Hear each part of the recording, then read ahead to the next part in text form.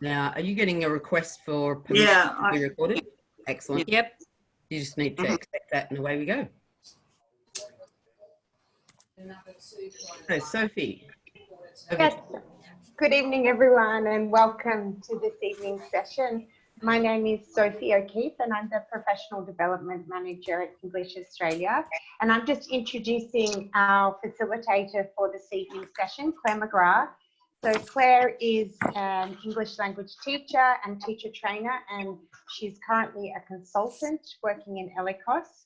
And she has been running training in teaching online for the Navitas group for quite a while now.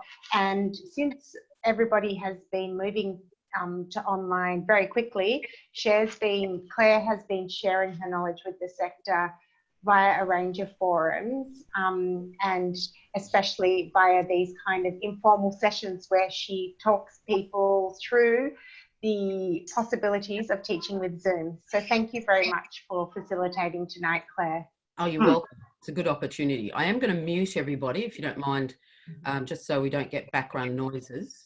You can unmute yourselves at any time, but let's get cracking. So one of the things I find is sometimes when you're doing this kind of webinar, if you've been moving around in Zoom, looking at other features, clicking on the chat box, for example, you sometimes lose your cursor connection with your PowerPoint. They're not talking to each other. So first tip is that one. If you can't seem to move your slides on, just tap somewhere on your screen and you'll reconnect. Your mouse will be talking to your PowerPoint again. And also putting in a little reminder to yourself that you are going to record if you haven't already started recording. So if this was a much smaller group, I'd get you to unmute yourselves like in class and people can say hi, do whatever. But there are other possibilities for interacting, and we'll have a look at those. But I think the first thing to get out of the way is possible problems that people might have. There's some suggestions there. If you've got a problem with audio, if you look down the bottom left, that microphone symbol, there's an arrow next to that that enables you to change some of your settings. It could be also you need to increase the volume on your own device. As far as seeing people, next to the video camera symbol, there is an up button. You can have a look at that, have a look at the possibilities there. If you don't have a webcam, there is an alternative at the end where you can use your mobile phone. Internet, okay, 7 o'clock Sydney time, it may not be such a problem. Hopefully everybody is having dinner and is offline. But sometimes you do find your voice starts breaking up like that. You might need to get students to switch off their video for a while.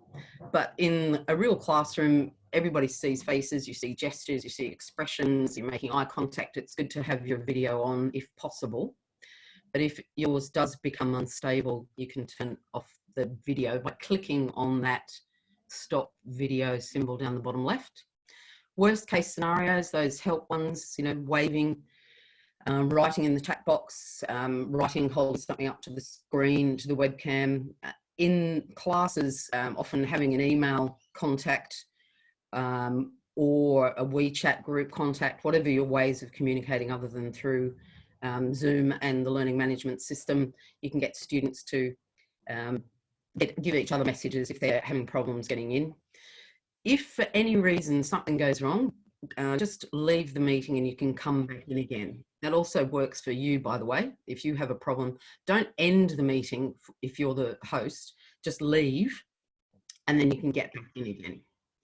But just to get started, if you want to write in the chat box, just tell us where you teach, not the organisation, but just the location, so we can capture a bit of an idea about where people are. And also that battery reminder that just floated in, that's just checking, if, particularly if you're on a mobile, you need to be plugged in because it will use up a lot of your battery. So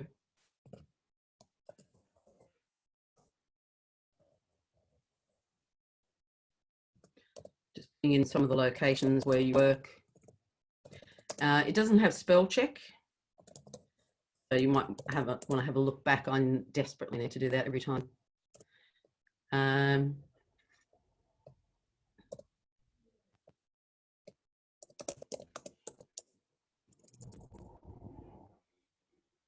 Great, so we're getting a bit of an idea where people are coming in from. Oh, great.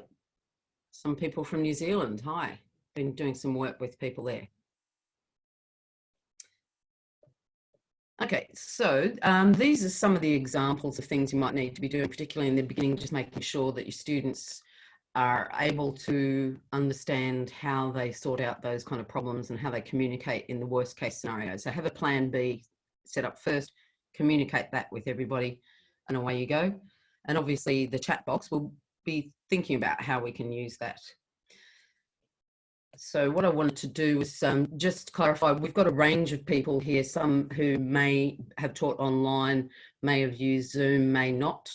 A range of existing needs as well, you know, what kind of courses that you're teaching, what kind of students you're dealing with, whether your students are here in Australia or tuning in from overseas as well, what part of the world. But the aim of this, it's very practical. Just going to look at some of the things to do with using Zoom in fairly basic ways in order to help everyone, you know, just stay calm, perhaps look at ways that might save you some time, and also build some habits in thinking about how you're using Zoom. For example, that tip about making sure that your cursor is communicating with your PowerPoint slides, just one step at a time. I think everybody has had to scramble. Some people have had the opportunity to not teach for a short period of time while they get this organised, but other people haven't. And really, you're hearing lots of messages from everyone about these fabulous tools, just one step at a time. Don't try and do too much.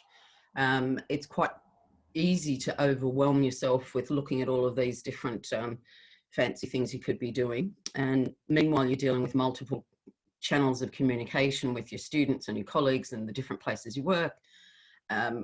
Then when you're teaching, you're thinking about your own technical issues, you're looking at your content, your delivery, your engagement of the students, their interactions and activities, problems they're having with your course, problems they're having with their technology, with each other, at home. There's a lot going on. So the message is, you know, just take it one step at a time. There will be time for questions, I hope, but just noting some protocols, if you wouldn't mind writing in the chat box, asking questions, writing comments, adding links. We'll be able to capture that.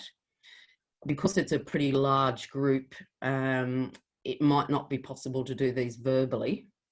But if there's something burning that's related to what I'm talking about at the time, then please feel free to, let me just unmute everybody again. Claire, it's just Sophie here. Yep. There's a little bit of crackling interference, and it might. Sophie, sorry, I just unmuted everybody, and can you unmute yourself? Sorry. Yeah, I was just saying there's a little bit of crackling interference, and it could be coming from your mic, the connection with the cord into the computer, maybe. Right, okay. Should be okay, but yeah, that's good to know. Yeah, I'll let you know if it continues. Okay. We can still hear you, but there's just a little bit of crackling. Okay, I could turn off my video if that helped. So just hang on a second. Let me know if that makes it better. Okay, and as we go, just remembering there is another webinar on Tuesday. We'll look at some more of the detailed practicalities and think about some of the possibilities. There is more coming up about pedagogy online. Don't forget all of the professional development opportunities with EA and elsewhere. But my big tip is just when you're in Zoom or whatever video conference tools that you're using, just get used to stopping and breathing. If something goes wrong, have a look around, just think, give the students something to do. And often with Zoom particularly, if you move your cursor around the screen, across the top, across the bottom, look at those up or down arrows that indicate that there are other options there. Sometimes the solution will come up and you'll see it there, but also remembering you can ask your students, often they know more than we do, don't they? But a quick poll, this is a very basic way to do a poll in Zoom. All you have to do is choose the letter that describes you from these 4 options and write it in the chat box. And it's just finding out levels of comfort with Zoom, how much you've used it. So if you want to write in there A, B, C, or D. No need to write words, just the letter. And we can capture that way a fairly quick idea. Cool, okay. Okay, so that's interesting. Not so many D's, but that's perfect. This is exactly what this webinar is all about. And you notice also I put, I've never used it or much or at all at the top as the first option rather than the last option. I didn't want to give people a D for that. I think A, you're in the right place. A, B's and C's, fabulous. Okay, in the Wednesday webinar, we'll look at using the Zoom polls, but this is a really simple way to do a quick survey with your students. And you can imagine all the different things that they could be choosing a letter for. It doesn't have to be about knowledge. So, okay, just looking at what we're going to be looking at, all the things related to scheduling, recurring meetings, for example, you can enable those. Things surrounding starting and joining, all the ones in number 2 about recording, then some aspects of managing who's in the group, including attendance checking, problem solving. We've already talked about some of those, for example. Sharing things, using chat in the breakout rooms. I'm hoping that we will have the chance to put you into a breakout room so you can just see what it's like, but we've already been using the chat box. If there's time, we will talk about these ones here. And if there's need, I think that 4th one is quite a big area that we need to be thinking about those issues. You can see, for example, in this meeting, when you entered, you had to accept that you're going to be recorded. That's one aspect, ticking a compliancy box, for example. And as I said, the next one is going to go a bit deeper into things. So if at any time you want to, please do write in the chat box. This is another trick as the host, the teacher, you know, you've got so much going on. Very good idea to have somebody in the class who's your assistant. So perhaps somebody in the group, I think Sophie, you might be the best one, just telling me, as you have already, if there's a problem with the sound. Sometimes you want to share something and you've actually forgotten to click share. You're blithely talking away and then eventually somebody in your audience says, actually, we can't see anything. But if you've got this, you know, sidekick wing person who can tell you, I can check the chat box, but sometimes, and I get a little notification if there's been another comment put into the chat box, I can go to that. But sometimes, you know, you're in the middle of something, maybe your sidekick can help you. And as I said, students communicating about access or being late through WeChat or whatever. That's a reminder to myself to keep my mobile phone open so I can check the time, because when you're online, sometimes, you know, time disappears and also you end up talking too much. Now, in this, I am going to be talking a lot, but there'll be opportunities for you to be talking and thinking and writing. The first thing is just checking your tools. At the bottom of your screen, have you got something that looks like this? It's just a snip that shows what your controls should look like, but not with the record button. If anyone wants to say, Tony, if you can tell me, have you got similar looking buttons to those at the bottom? Similar, yeah. What's different? Instead of record, which you've got crossed out, we've got one called react. Well, I've got one called reactions. Yes, great. Okay, I wasn't able to take a photo of that. Tony, can you do me a favor? Can you take a photo of your screen now and send it to me, and I'll make a snip of that, because it's a new laptop and I don't know how to take a photo at the moment. Sorry. Have you got your camera with you? Your phone with you? I can do that. I disabled your ability to record this, but I have enabled you to give reactions. We'll have a look at those in a moment. So this is what my controls look like. What's different? So you can see, for example, managing participants versus participants. So I can manage participants, for example, by muting or unmuting everybody. You can see there some of the things I can do. This was a snip. It was just me on my laptop and me on my phone. So it's the same person, but I could mute or unmute participants. I can chat, I can ask them to start their video, enable them to be the co-host. Some people do enable others to be the host, but you've got to make sure that they then give you back control. You might want to make them the co-host. Renaming everyone. This is quite an important thing in class. Students might have their ID as their student ID number or their email, which is a problem with privacy. They might have a nickname. You don't know who they are when you're checking attendance. So if you look at that participant list, remembering you can tap on participants yourself. I can tap on manage, but you can tap on participants, and you should see the list pop up like that with the names of everybody there. So if any of your students have got a nickname, very quickly, as soon as they find out that they are not going to be marked present because you don't know who they are, they will change their name. So if you haven't already, you can rename yourselves. And I do have the ability to remove people. Last week, I probably, I said to people, I've never thought of using that, but this week, there have been stories of students behaving inappropriately, and you can remove them from this meeting immediately. You can remove them temporarily, and they can come back into the same meeting. But if you've got random people from elsewhere, you can also remove them.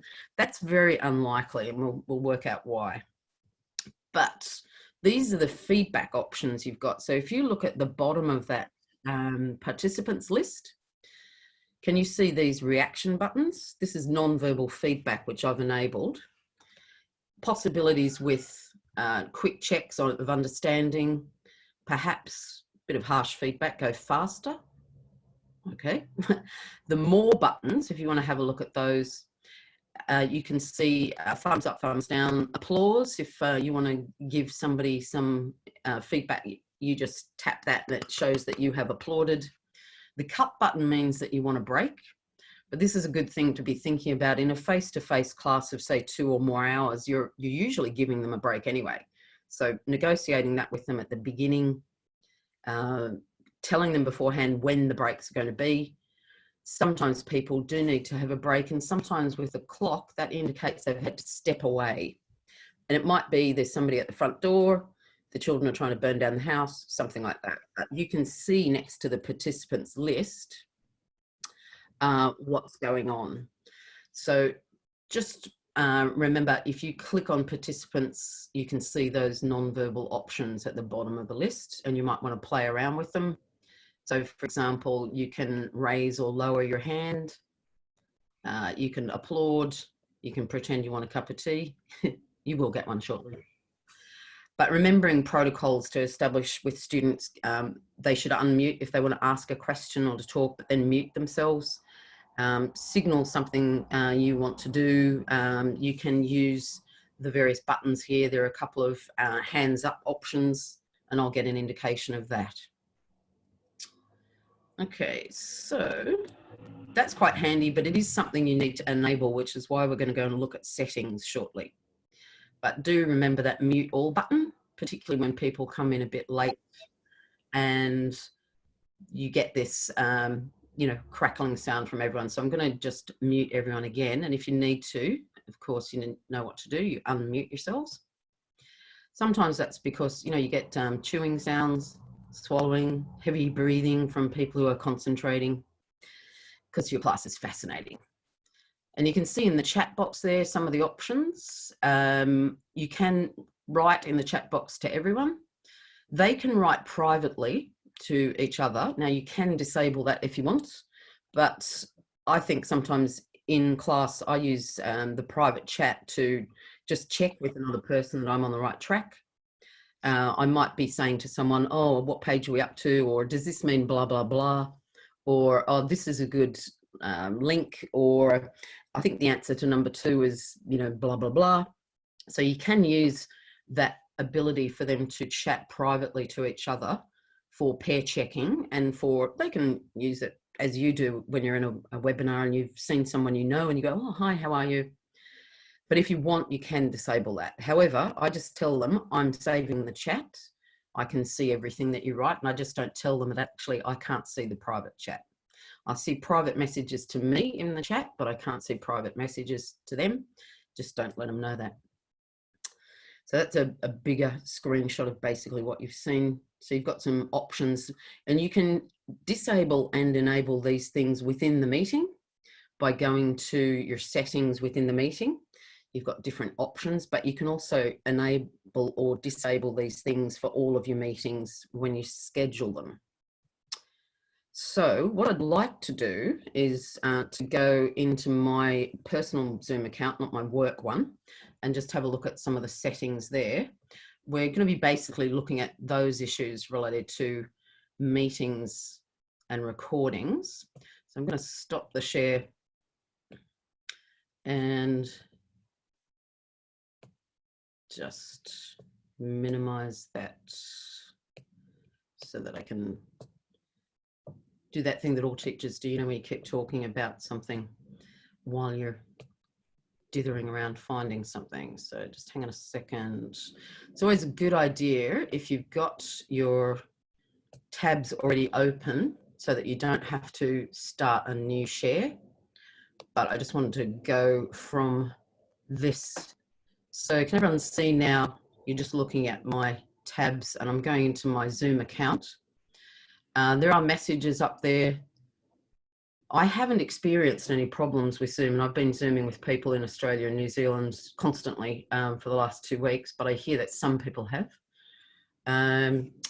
Hopefully we're all okay. So things to think about when you go to your profile. You can change your picture. Your personal meeting ID. Now there's a big question about this, whether you want to use that with your students or not. We'll have a think about that. The sign-in email, this is my old Hotmail account, that's a sign how long I've had Zoom for. That just shows you some of the things, like we're limited to 100 people here, time zone. You can edit that if you're in a different time zone. You can edit how the date format is. If it's the American system as it is here, I must change that back to day, month, year.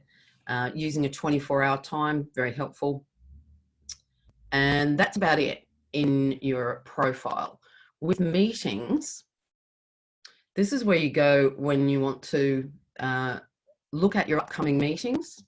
So for example, with the current one that's running now, because some people had already joined, somebody else, I had enabled your ability to join before me. So that's why when I came in, I just clicked to join because other people had already in effect started it, but without the recording.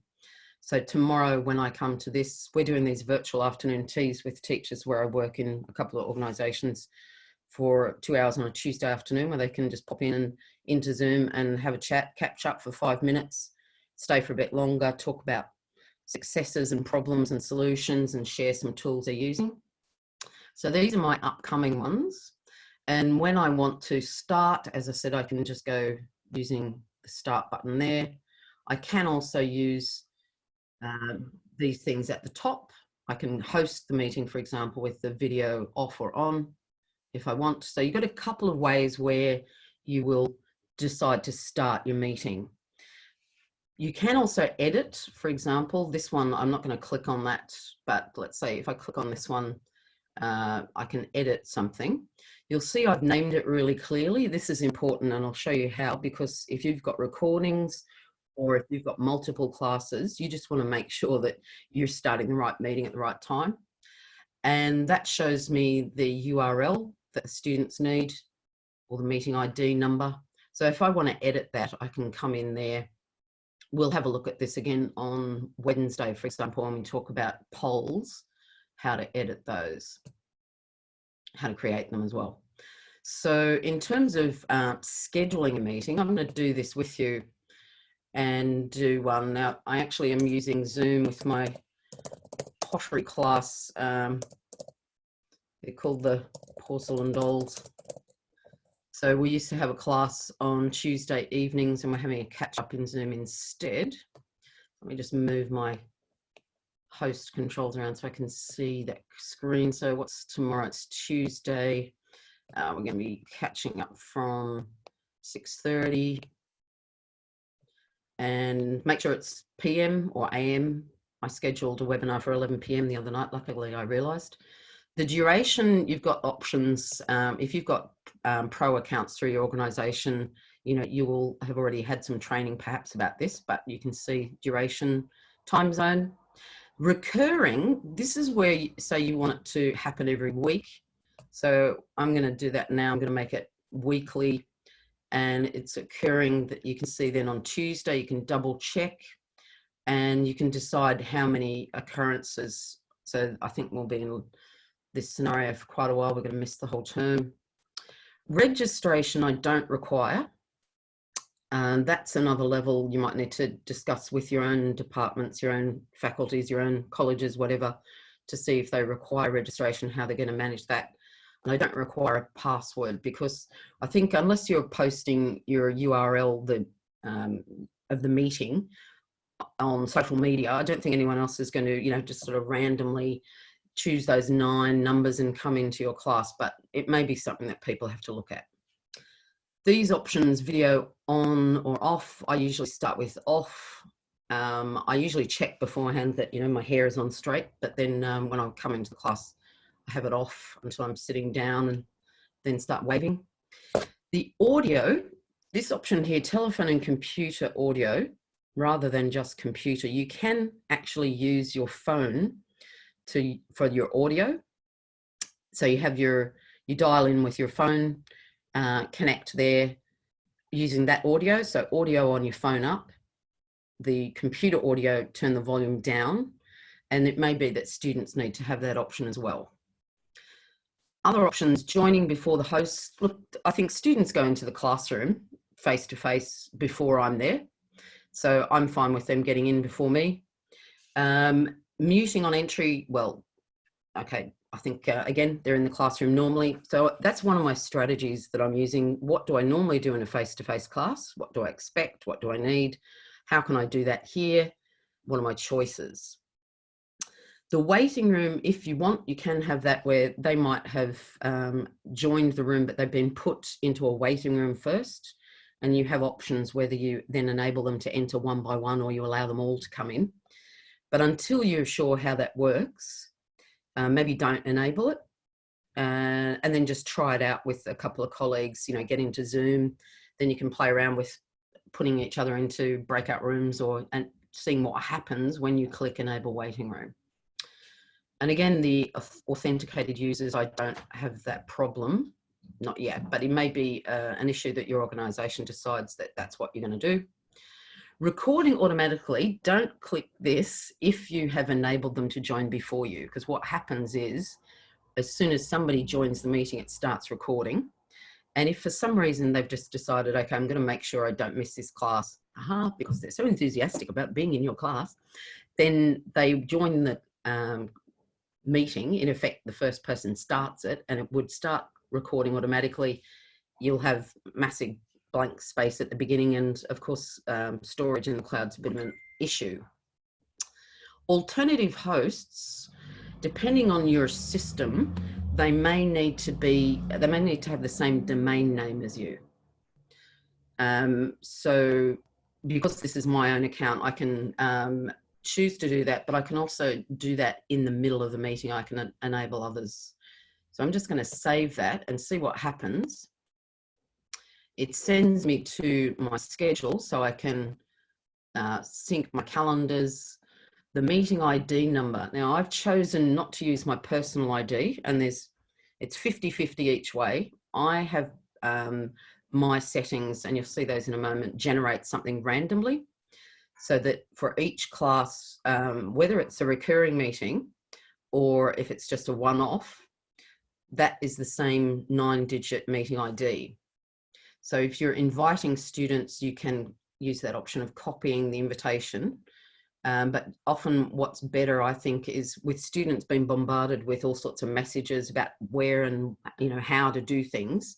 I think it's better if you've got a learning management system like Moodle, you have one space within your course in Moodle, say under announcements, and that's the announcement about live sessions, and that's the place they go to get the URL. If it's a recurring meeting, maybe it's the same day, you know, it could be Monday, Tuesday, Wednesday, Thursday, Friday, 9 to 11, and then, you know, 2 till 4 or whatever. You could have one for the 9 to 11, one for the 2 to 4. you could just make it recurring though, so that it's the same ID number for that particular class. For you, I don't think it'll be a problem, but for other people I've been working with different universities where they've got multiple lectures and tutorials and pracs and etc., they're using different room IDs for different classes, so they don't have people turning up to the wrong tutorial. And again, you can see those same settings as before. So you've got multiple ways of just checking what your options are. Those things are the same. You can delete it. You can save it as a template. You can always come back and edit it, and you can start it down here. But I think it's a good idea maybe to think about building a habit for yourself, starting a meeting by going perhaps to your meetings here, and then you can see everything related to the time, the name, and you can choose to join from there, because otherwise you can sometimes get a bit confused. The recordings, this is another quite important thing. Do cloud recordings, because then it'll go to your organization and either you or someone else there will deal with it, but you should have enough cloud storage. If you go local recordings, it means it saves to your computer, and you've got to get rid of it at some stage, because you may not have the capacity. But the bigger problem is when you want to share them, this is where you'd go, you share, and it will enable you to download and upload the recording, and if you want an audio recording only, and if you want the chat text file. If you've saved this to your local recording, you're going to have a massive file that you will probably have a lot of trouble uploading into your LMS, because it'll just be too big. So I recommend cloud recordings, but again, checking with your organization. So the other option is in your meeting settings. Some of them are the same as we've discussed before. I'm just going to scroll down, hopefully not making you sick. You can see the ones that are blue are the ones that I think are the good choices. This is where you need to do things like enable chat. If you want, you can click that and prevent them from saving it. You can enable or disable their ability to chat privately. Auto saving is quite handy, because then you don't have to worry about saving it at the end. If you end the meeting and go, oh, I meant to, you know, that had good questions in it, or good links, or they were discussing problems I need to remember. Autosave sorts that problem. This one, playing sounds when people join or leave. So say if students come in late, I can tell because I hear a ping. Hopefully you're not hearing that as well. I've got it for host only, but I can also tell when somebody leaves. So we'll look at that issue with attendance in a moment. File transfer, this is quite important, disable, because you don't want students sharing inappropriate files through the chat box, just clogging things up. The other things, enabling people to be a co-host, I can disable that, and then in the meeting I can re-enable it from within the meeting. That's fine, I don't have to come back here. Polling, that's the ability to create and launch and do polls and share the results. What else? Screen sharing, yeah, definitely you want that enabled, but consider having your default setting being the host only, so that students don't start sharing anything inappropriate.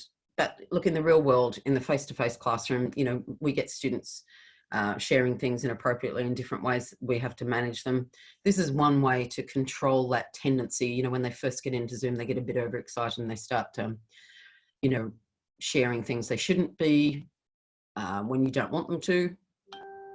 The annotation tools, we're not going to look at those today. I think we'll look at those on Wednesday, but that's something you might want to disable. This means that you're the only one who can write on the screen. So it will appear over your slides.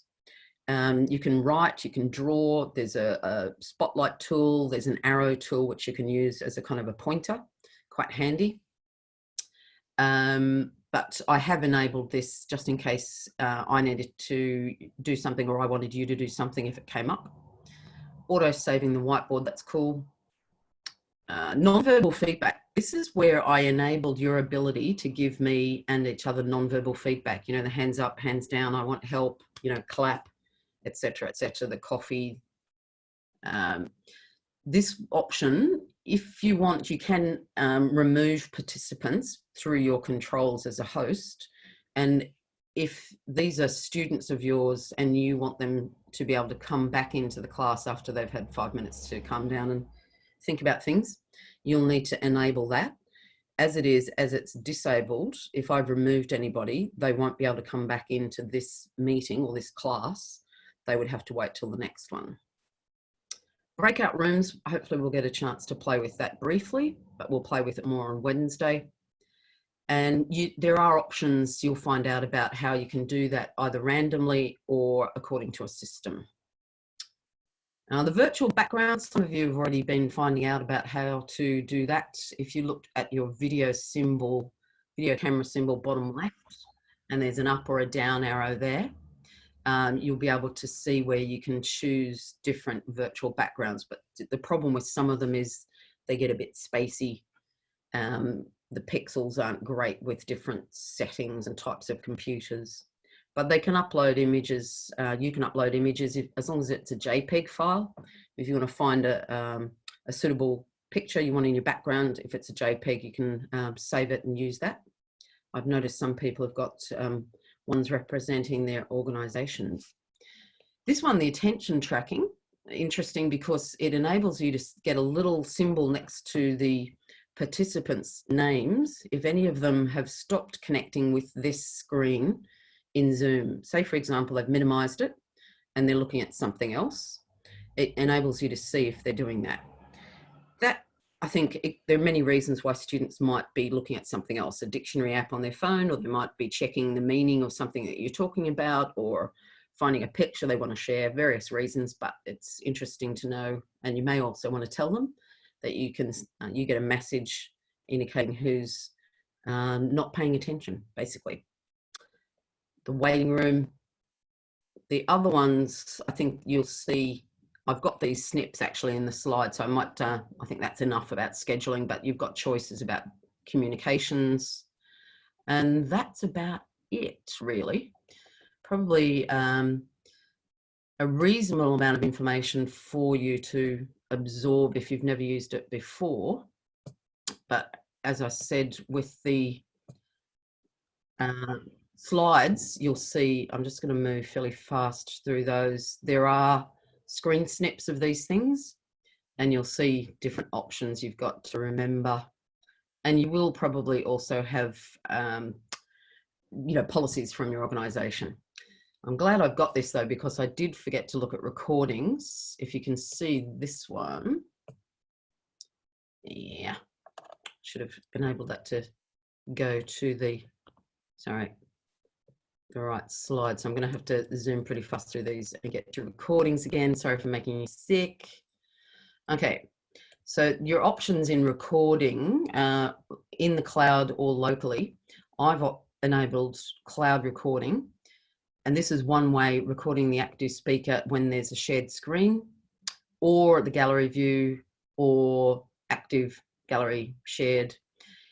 I think you may want to disable the audio only file recording. This is only handy if you want to just listen to that rather than having to watch the whole thing. You can listen to the audio file while you're actually on another web page. But it's going to take up a lot of your cloud storage, so I would disable that. Chat messages save. This is really important. Have a look at that. Why do you think that one would be important? It adds a GMT, a Greenwich Mean Time timestamp, and that enables you to see the date and the time then to help you when you're looking for the recording that you need for a particular class. So as I said, you'll be able to see those things. But in the end, whatever happens when you go to Zoom, if you're starting or joining, you get this open Zoom meetings, you click yes and you're in. And once you're in, just having a look at what you can see. This is where it starts to get kind of fun. Remembering this is what the host sees. We talked about that earlier. Those things are at the bottom, those basic functions there, but there are also options you can see. I've just put in a snip of what I can see on my host screen. So you can see, for example, I've got some that are the same as below, but I've also got options with annotations, and there are some other things that you can play around with. We'll have a look. People earlier were talking about who they see. So you choose how you see everyone on your screen, and so do your students. You can't control whether they're looking at the gallery view like that or the live speaker view with the thumbnails across the top. And apologies to colleagues and friends who very kindly let me scribble out their faces. Key thing, just if you're wondering how to do that, if you haven't worked it out already, like with all the other things, it's a way of just thinking, move your cursor around. You should find where you can choose this, and then you can see the different options for the what and the how.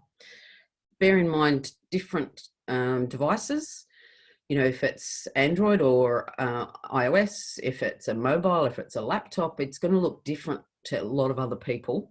It won't be the same. So for me, I've got 4 options. I can see, for example, I've got the small active speaker view. I can see a thumbnail down the side. I can go to a grid video.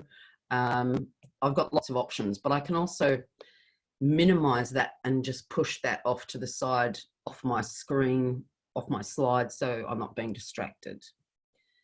Attendance, this is where lots of people are wondering, but again, just thinking, how do you normally do it? Okay, you can enable a generated report about this, but that's yet another thing that you've got to look at, another email, another document. Just think, you know, you can probably predict. Too quick, Claire, go back. Sorry, it's a problem. Sometimes you lean on the screen. Okay, you've probably seen it there. Predicting, I was going to get you to do, as you would with students, get them to predict something. But quick options, what do you normally do? You think in a face-to-face class, you look around, you count. Same thing here. If you look at your participants button, you can see how many people are here. Take a photo of the gallery view, have different routines, say where you're doing the first activity, you know, you're marking attendance then because you can see the participants list. You might be listening to them doing the initial activity and you're marking attendance then, but maybe after 15 minutes asking students questions and then ticking to capture the ones who arrived a little bit late. People can write in the chat box and you can save it, but just make sure you enable save chat if you want to do that. Any other ideas you've got, please do feel free to write those, just label, you know, attendance and then, you know, write another idea. But again, this is something I think everyone needs to just, you know, step back, take a breath and think, normally, what do I do in a face-to-face class? Then can I still do the same thing online? And often you can find an easy solution like this. The share, this is fun. Well, you know, simply because you can share and they can share. So what happens is at the bottom of your screen, when you want to share as the host, you can see that share button and you'll click on that. And then it will show you what you've got open. And again, this is a reminder, making sure you've got only the things that you want opened, but open already, because then you can easily find them. And you choose, so for example, choose those PowerPoint slides, and then you click share, and away you go. But there are lots of things you can share, you know, PowerPoint slides, Word documents, Excel spreadsheets, web pages, tools, you know, anything. So when you do want to share, and this is another strategy, just thinking, okay, you have your share button down there at the bottom, but when you're sharing, just practicing looking, because sometimes, you know, you're juggling lots of different things. So practice looking, remembering this is the share screen where I choose what I want to share. Is there something else there that you can see that's important? Having a look around, having a look around, maybe down here when you go there. So that one there is important. If you are sharing an audio file, just make sure that you have enabled that an audio or a video, because otherwise you will hear the sound, but the students won't hear the sound. So this is where you've been playing it merrily and expecting students to be doing the listening task. And after 5 minutes, somebody will finally say, oh, sorry, we can't hear anything. So it's just remembering, practicing, looking around, what's there, what do I need to do? Sharing options, remembering you've got that share button down the bottom. As the host, you've got these other options here. You click on that and you can choose if you want to enable in the meeting that everyone can share, for example, because in your meeting settings, you might have it as a default that you're the only one who shares. So you've got some options to play around with there. Chat box, lots of fun. You can imagine very easy to use for written discussions, strangely called chat, but you're writing. You can have pre-prepared things that you want to copy and paste in there. It's often easier than you typing, particularly my typing. I always have lots of interesting spelling errors, typing errors. You can send messages to everyone. You can see there that everyone choice, but if you click on that, you can send it to someone privately, saving it as a record, as we talked about, for some reason, checking back. And for the students, you guys will be all over this because you do this all the time with your students. You know, the people I'm working with in higher ed who are lecturers in non-ELT, they need a bit of help thinking about these things. But these are all the things we do with students face-to-face. We've got this ability to use this other channel of communication. So try it out. Just make sure the students have time to get to know how to use it, building in time into classes for them to see how it works while they're learning along with you. But as I said earlier, I think often students know quite a lot more than we do about some tools. So it becomes a nice project, problem solving. You've got a problem, they'll no doubt have a solution to help you work out how to do it. Breakout rooms, good. We are going to get time to get in there. So I'm going to put you into breakout rooms. It's going to take a minute or two for you to be allocated once I start. What happens, a task for you, if you want, you have a chat with whoever you end up with in a breakout room. If you want to see each other, just you'll see turning on your video. But remember that strategy, if you're not sure, if you move your cursor around, I can't believe I'm using mouse as a verb, but anyway, move your cursor around the screen when you're in there, you should be able to see some controls. So what I see is in a moment, I'm going to create the breakout rooms. And I've got, at this moment, we've got 46 people, and the snip you can see, there was 0 because it was just me taking a photo. And I was going to put myself into one room. But as you choose the numbers of rooms, down underneath, it'll tell you how many people you've got in each room.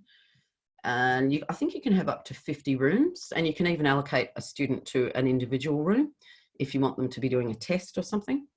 So I've got 12 rooms, and I'm going to create them in a second. So I just want to let you know you're going to be disappearing into the rooms.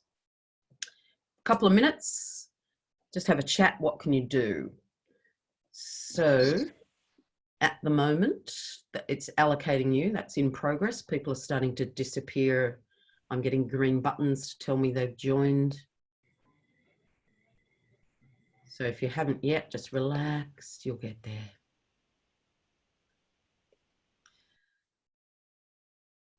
Okay, so I think most people now are in their rooms. Let me just check. Having a chat, hopefully. I can broadcast a message.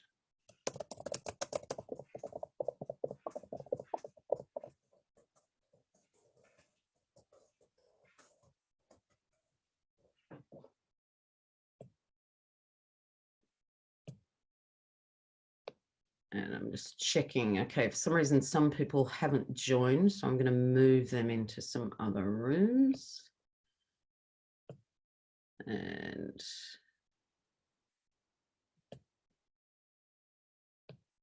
I'm not sure why these people aren't joining. Perhaps they haven't accepted the invitation to join. So if I move, let's see what happens. Hey, cool, everyone's in. Hannah, maybe I wonder why. Let's pop you into that room.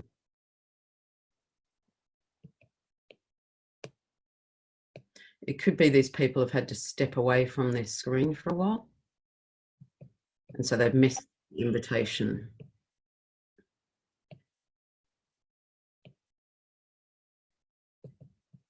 Because you do need to accept the invitation. So it's possible these people had to step away from the screen for a moment to accept the invitation.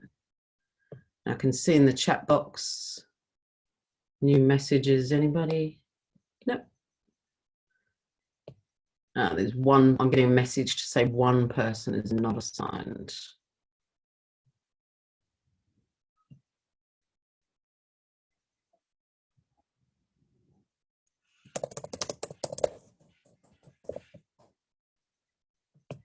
So at the moment, I've just broadcast a message saying to everyone they've got 1 more minute, and I've got this set to close the rooms in a minute.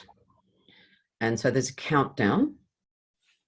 Now, students have got options. They can actually leave the meeting, the breakout room immediately, or they can keep doing the activity or keep talking until they get back in to the main room. And I'll start seeing shortly when people are leaving the rooms and when they're joining the main room again. So I can see by the participants list the numbers of people who are rejoining the main room as they leave the other. I brought you out of the breakout room to the main room. Yeah, that was because I planned that. Okay, did you see a message saying that you've got 1 more minute? And then you would be able to remain in the room until it closes in 2, 1, everybody's back. Okay, so just checking, some people, you need to accept the, I think sometimes you get a message saying you've been allocated and you need to click accept. So some people might have stepped away from the screen for a moment and didn't see that.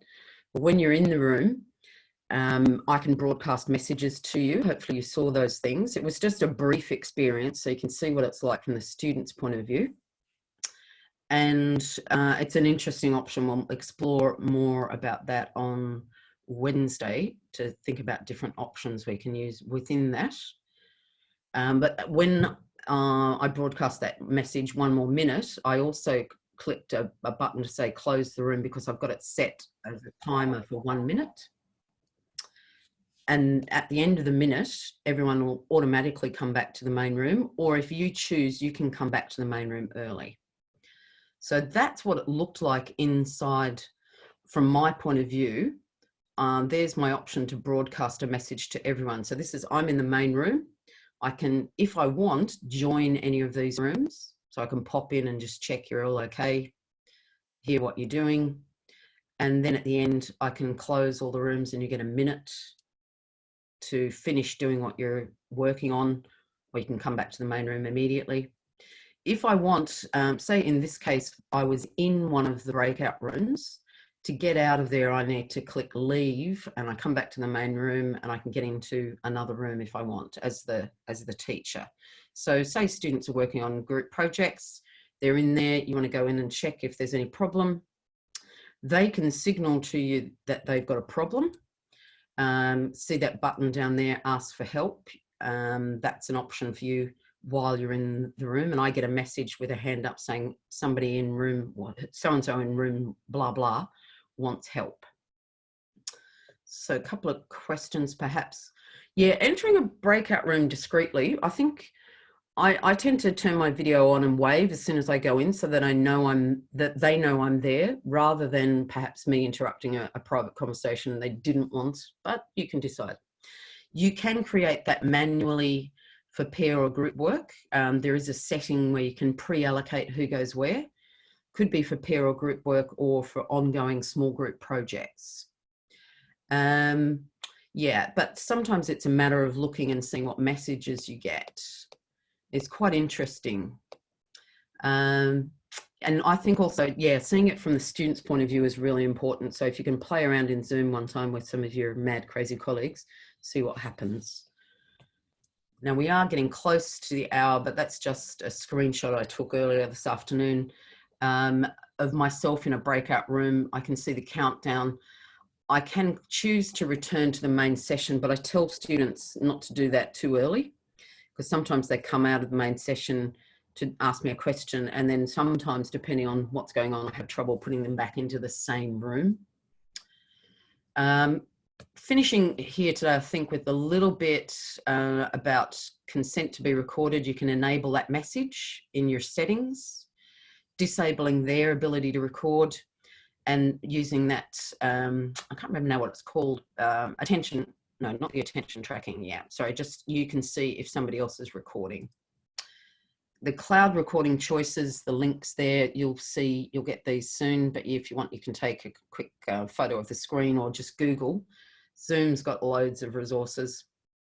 So for example, cloud recording choices about what views you have there. This is some information just in case. There have been a few people who've been getting into Zoom meetings that have been advertised publicly. They're public Zoom meetings. They've been advertised on social media, and people getting in there and behaving like idiots. There are some options if you disable join before host waiting room. If they're in the waiting room, you can manually admit them one by one, or you can admit them all in one go. And we talked about removing people. But you can enable removed people to rejoin if you've removed the wrong person, for example. We have all done something like that sometimes. Just the main message, stay calm, you know, just think, move your cursor around, see what pops up, and looking and thinking while your students are doing something else, because you've got to manage that stress where you're thinking about too many things. There are a couple of links you can go to for some pretty basic ideas about Zoom. English Australia, always here for you. Navitas Learning and Teaching and other places. I picked them because they've got this big learning and teaching team that does things that are, I think a lot of it's open access to everyone and very relevant. You're not alone though. You're not out there in space. All those PD opportunities through English Australia. And I've done something random with my animations here. I wanted to do this quote last. I think this was quite important. So just read it for a moment.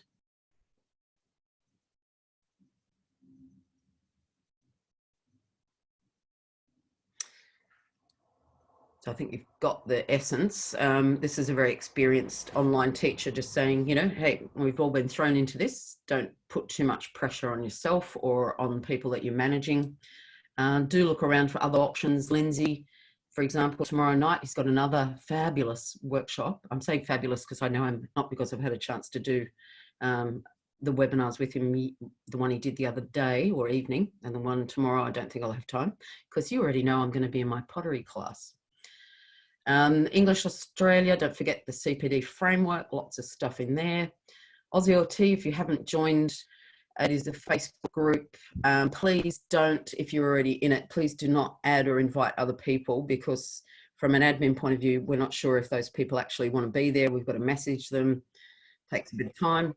But if people do join, if they can be quite specific about the first question, which is about their connection to Australia or New Zealand and English language teaching, in other words, where you work and what you do, because we get people saying, I'm an English teacher, and you think, well, literature, or, you know, are you in Baltimore in America or what? And there are some website resources there. So this is just an example of some stuff recently, people sharing some great sources related to teaching anytime, but sometimes related to dealing with things here from Michelle Ocriciano, for example, and that other one, which is tucked underneath, if you look for that symbol. Very useful. Zoom tips. You know, this happened to me. I was in a webinar and everyone was in breakout rooms like you were, and I lost the host controls. I don't know how or why. My strategy was for me to leave the meeting, not end it. I just left it and rejoined, because I was thinking, oh my God, they're going to be in the breakout rooms for the rest of eternity. What's going to go on there? Anyway, got back in, all sorted, and I just told them what was going on, and because I thought it may happen to you. So hang in there. Too many things going on, but some interesting ideas. This 30-day challenge, put that to one side, ignore that, because you've got enough to do. One step at a time, one new trick at a time. And again, those strategies I've been talking about, you will get there. And so will the people that you are managing, because I can tell there's some managers in here. Yeah, so have we got time for questions? I think I'm quite happy to continue a little bit if you can. If you need to leave, I understand. But hopefully I have achieved that aim of making it seem a little bit less overwhelming and showing you some ways, if you want to explain it to other colleagues, where they can, you know, do the loop. You talk about Zoom in Zoom. So any questions, if you want to unmute yourselves and have a chat, feel free.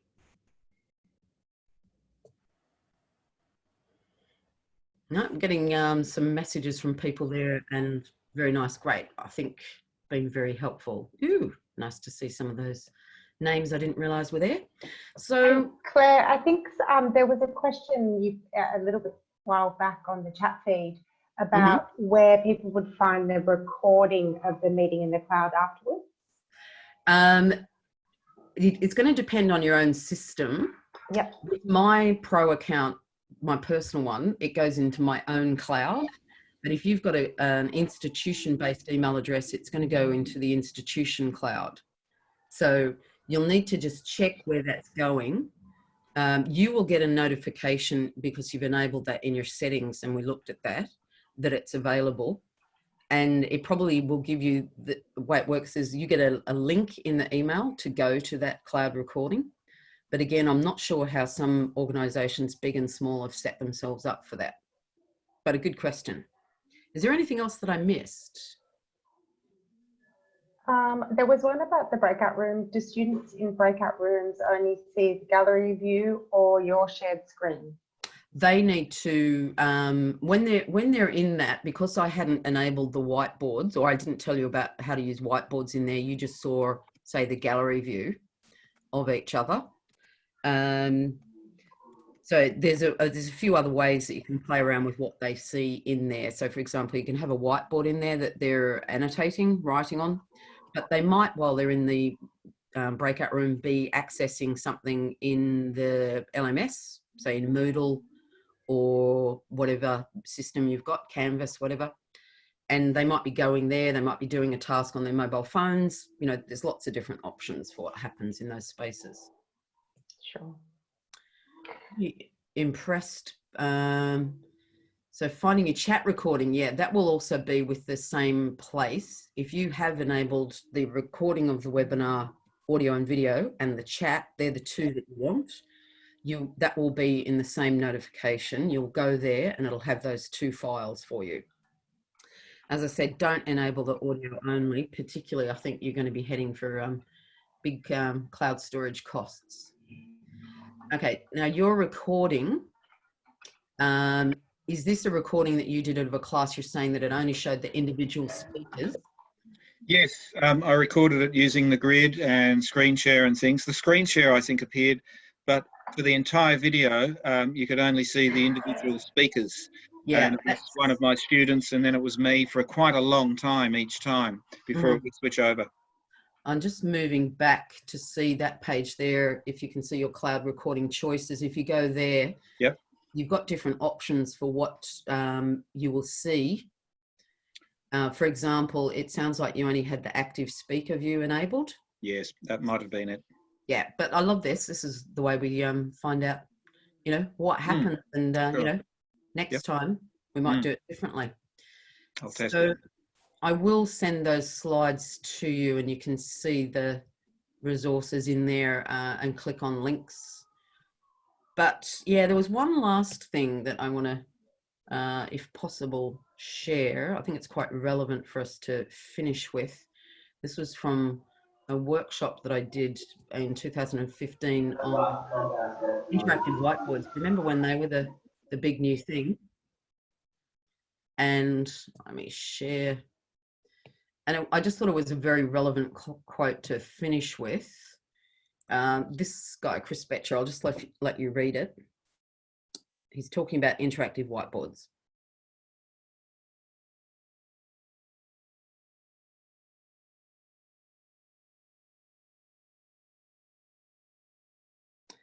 So I think you'll get that point that it doesn't matter what tools or, you know, if we're using Moodle or, you know, Canvas or Kahoot or, you know, Padlet or whatever, it doesn't matter what tools we're using, it's what happens because of that. So just continuing to think about all the things that I think English language teachers of various kinds know so much about, which is activating and engaging the students and using different strategies, different task designs, whether they're in apps or whether they're in your learning management system or face-to-face here, you know, you'll have lots of fun. I hope anyone who has already started doing it, you know, is starting to feel that interest and excitement. In fact, where I've been working, I'm getting a bit worried. Everyone's so excited. I'm starting to plan for when the honeymoon is over and thinking about strategies that they'll need to manage, you know, oh, back in Zoom, it's not so exciting anymore. But remembering too, you don't have to remain in Zoom for the entire class. You would not normally stay in the same space with your students in a face-to-face class. So you might do a bit in Zoom, pause the recording, go off and do something else in the LMS or using an app or something like that, and then come back. Everyone has a break. You pause the recording again, you know, while they have their break. So, you know, you can see the ideas you can play with. So unless anyone's got any burning questions or things they want to chat about, I might stop the recording now. Shall I? I just want to turn myself back on briefly. See, I'm getting more of a heavenly glow now as it gets darker. So just want to say thanks to you all for coming. Thanks for your questions and advice. Thanks to Sophie too for, yeah, bringing us all together. It's been a very interesting time, I think, for people thinking about living and working in quite new and creative ways, and certainly teaching and learning, very new and creative things going on, and lots of support for various people. So, yeah, good luck and maybe see you on Wednesday. Thank you very much.